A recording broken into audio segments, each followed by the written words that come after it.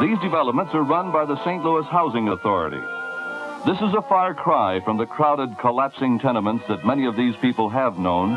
Here in bright new buildings with spacious grounds, they can live. It was a very beautiful place, like a big hotel resort, I'd say. It was like an oasis in the desert. All this newness. I never thought I would live in that kind of a surrounding. What happened? Well, one day we woke up and it was all gone.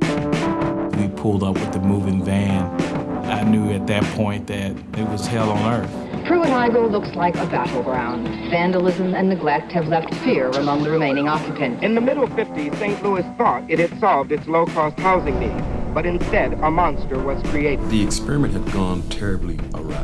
It was just uncontrollable.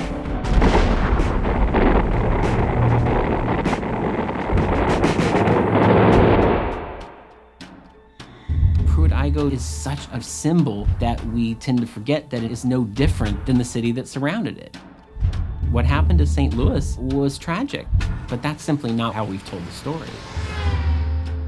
Pruittt Aigoau was always fighting against this terrible riptide of destruction in the midst of an economy that was dying.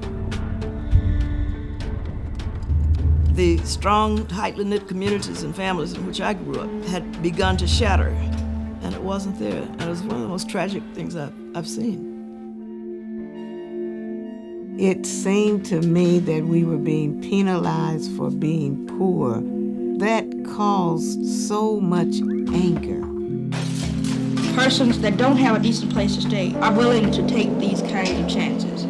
Where we live, we're taking chances. This is it. This is out of control, and we are no longer going to put up with it. We're not going to tolerate this anymore.